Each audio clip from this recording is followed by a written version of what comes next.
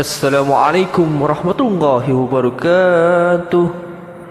Bersyukur kita kepada Allah Subhanahu wa taala, kita diberi nafas untuk hidup. Kita diberi nafas untuk berpuasa di bulan Ramadan ini. Hari ini hari yang pertama, hari Ramadan yang pertama kita berpuasa. Sebelum kita sahur, saya ada satu tazkirah yang hendak disampaikan.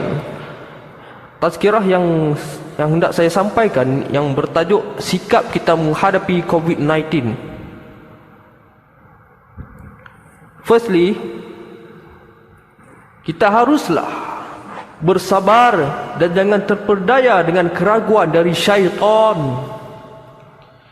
Isu global yang berlaku dan juga Malaysia pada hari ini ialah penularan wabak virus corona, iaitu COVID-19, yang sehingga kini masih belum mereda dengan laporan-laporan terkini yang berlaku.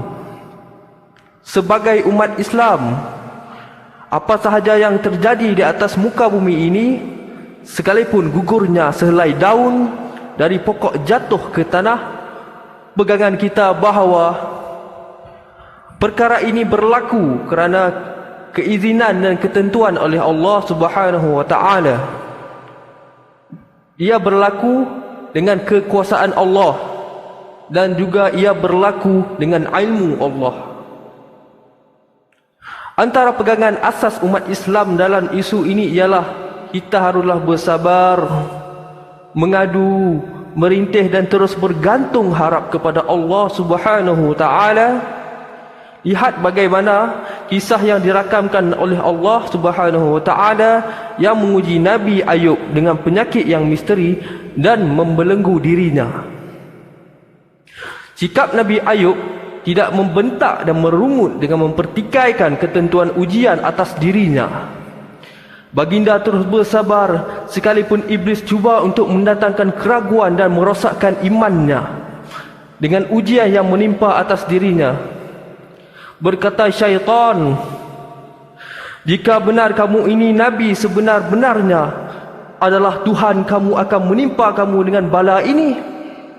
Lalu dijawab oleh Nabi Ayub, demi Allah, wahai iblis, jika kamu mengetahui akan nikmat yang telah dikurniakan Allah ke atasku, nescaya engkau akan hasad atas nikmat itu kerana banyak yang diberikan. Baginda ditimpa ujian sakit dalam tempoh masa yang lama. Seterusnya, kita sebagai manusia haruslah bersangka baik pada ketentuan Allah atas hikmat dari bala yang menimpa diri kita.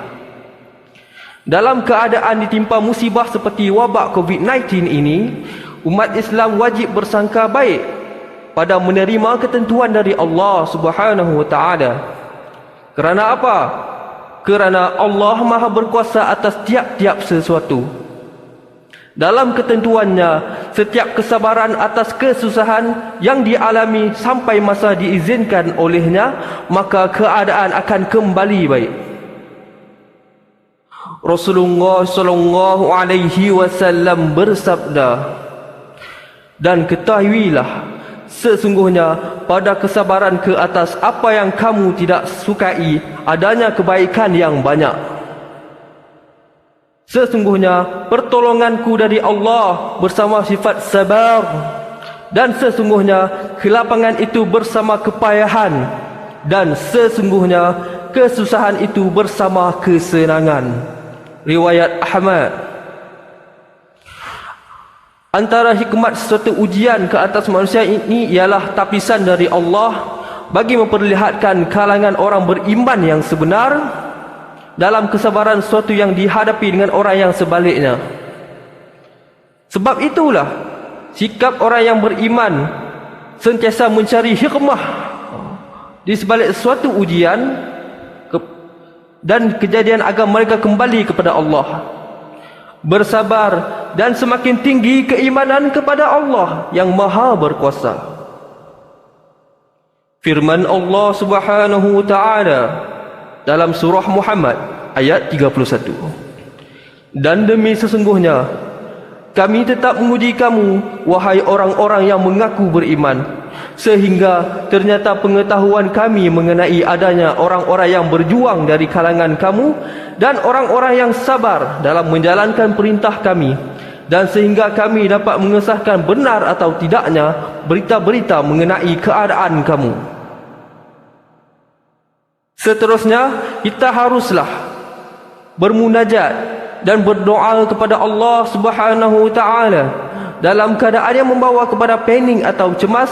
Asas kita sebagai umat Islam haruslah menjaga hubungan dengan Allah Subhanahu wa taala. Umat Islam ada Allah sebagai pelindung untuk pergantungan harap dan merintih segala luahan. Di sinilah yang membeza nilai umat Islam dengan selainnya. Pasak keimanan dan konsep tawakal menjadi umat Islam di saat berusaha dan merancang tidak melumpai Allah yang maha berkuasa dan maha bijaksana. Tidak ada yang diuji atas manusia itu bersifat sia-sia maupun zalim. Hanya ujian dan musibah terjadi agar manusia yang lupa kepadanya kembali mengingatinya. Manusia yang ada salah silap kembali memperbaiki dan bertaubat kepadanya.